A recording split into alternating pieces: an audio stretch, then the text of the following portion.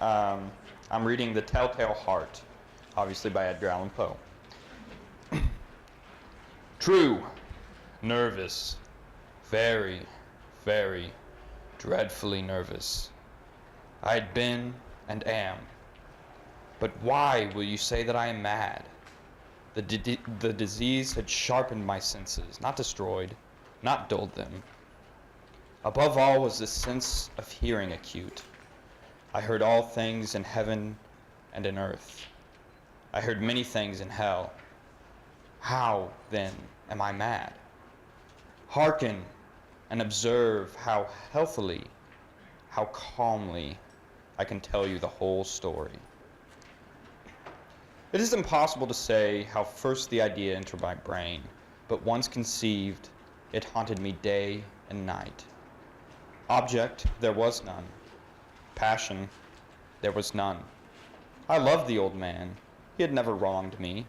He had never given me insult. For his gold I had no desire. I think it was his eye. Yes, it was this. He had the eye of a vulture, a pale blue eye with film over it. Whenever it fell upon me, my blood ran cold, and so, by degrees, very gradually, I made up my mind to take the life of the old man, and thus rid myself of the eye forever. Now this is the point. You fancy me mad. Madmen know nothing, but you should have seen me. You should have seen how wisely I proceeded, with what caution, with what foresight, with what dissimulation I went to work. I was never kinder to the old man during the whole week before I killed him. And every night, about midnight, I turned the latch of his door and opened it, oh, so gently. And then, when I made an opening sufficient for my head, I put in a dark lantern, all closed so that no light shone out. And then I thrust in my head. Oh, you would have laughed to see how cunningly I thrust it in. I moved it slowly, very, very slowly, so that I might not disturb the old man's sleep. It took me an hour to place my whole head within the opening so far that I could see him as he lay upon his bed.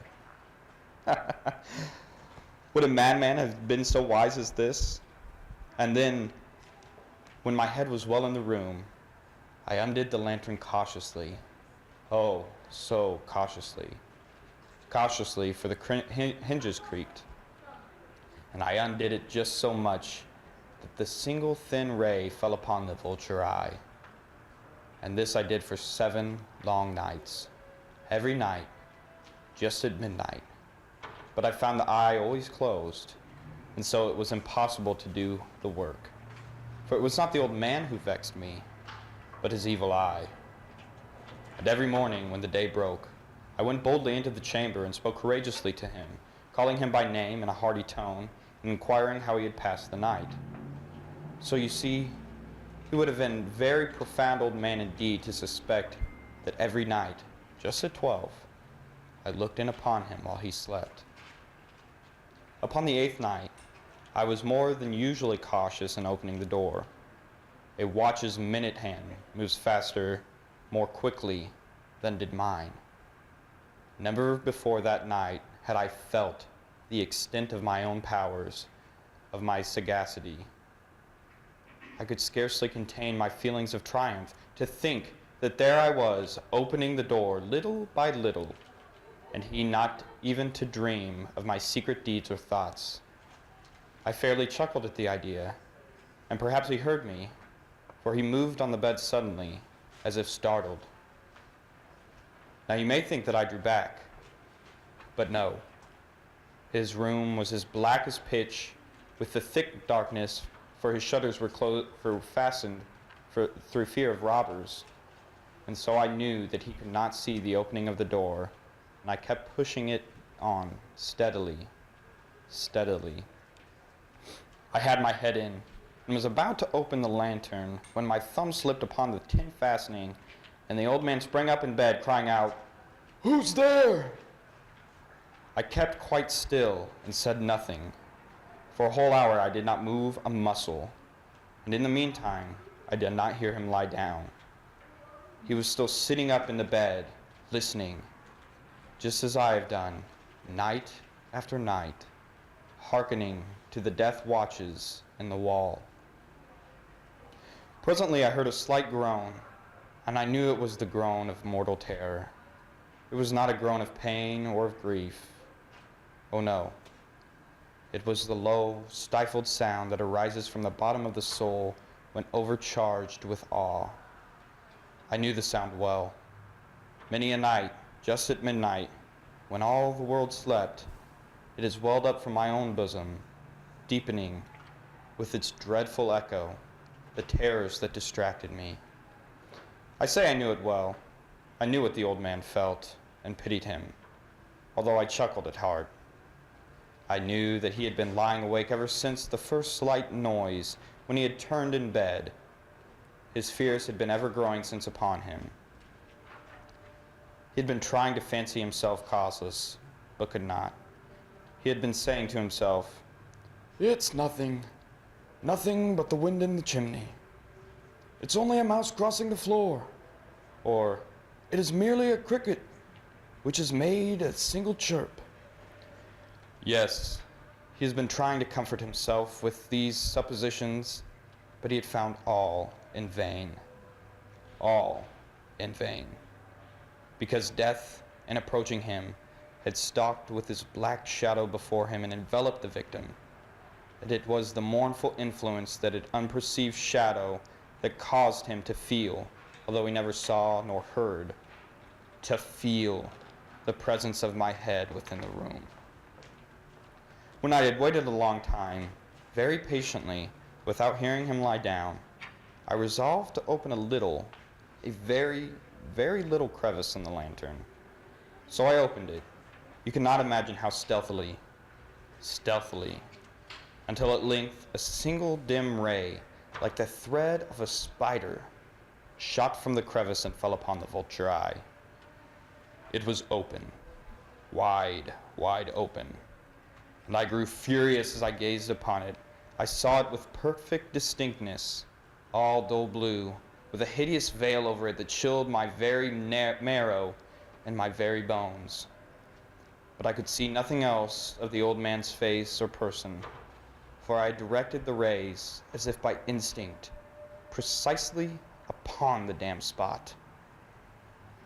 And now have I not told you that what you mistake for madness is over-acuteness of the senses?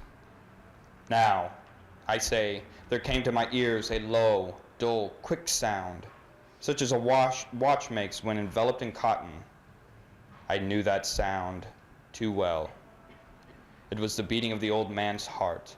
It increased my fury as if the beating drum stimulates the soldier into courage. But even yet I refrained and kept still. I scarcely breathed. I held the lantern motionless. I tried now, steadily as I could, to maintain the ray upon the eye. Meantime the hellish tattoo of the heart increased. It grew quicker and quicker and louder every instant. The old man's terror must have been extreme. It grew louder, I say, louder every moment. Do you mark me well?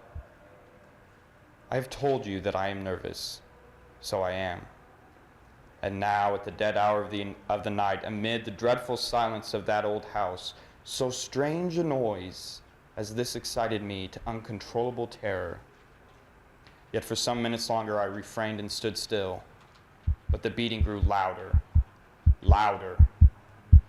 I thought my heart must burst, and now a new anxiety seized me. The sound would be heard by a neighbor. The old man's hour had come. With a loud yell, I threw open the lantern and leaped into the room. He shrieked once only. In an instant, I dragged him to the floor and pulled the heavy bed over him. I then smiled gaily to find the deed so far done. But for many minutes, the heart beat on with a muffled sound. This, however, did not vex me. It would not be heard through a wall. At length it ceased. The old man was dead. I removed the bed and examined the corpse. Yes, he was stone dead. I placed my hand upon the heart and held it there many minutes. There was no pulsation. He was stone dead. His eye would trouble me no more. If still you think me mad, you will so no longer when I describe the wise precautions I took for the concealment of the body. The night waned, and I worked hastily, but in silence. First of all, I dismembered the corpse. I cut off the head and the arms and legs. I then took up 3 planks from the flooring of the chamber and deposited all between the scantlings. I then replaced the boards so cleverly, so cunningly, that no human eye, not even his, could have detected anything wrong. There was nothing to wash out, no stain of any kind, no blood spot whatever. I had been too wary for that. A tub had caught all. When I made an end of these labors, it was 4 o'clock, still dark as midnight. As the bell sounded the hour, there came a knocking at the street door. I went down to open it with a light heart. For what had I now to fear? There entered 3 men who introduced themselves with perfect suavity as officers of the police. A shriek had been heard by a neighbor during the night. Suspicion of foul play had been aroused. Information had been lodged at the police office, and they, the officers, had been deputed to search the premises. I smiled. For what had I to fear? I bade the gentleman welcome. The shriek, I said, was my own in a dream. The old man I mentioned was absent in the country.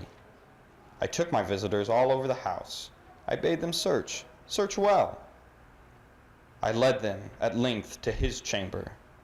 I showed them his treasures secure, undisturbed.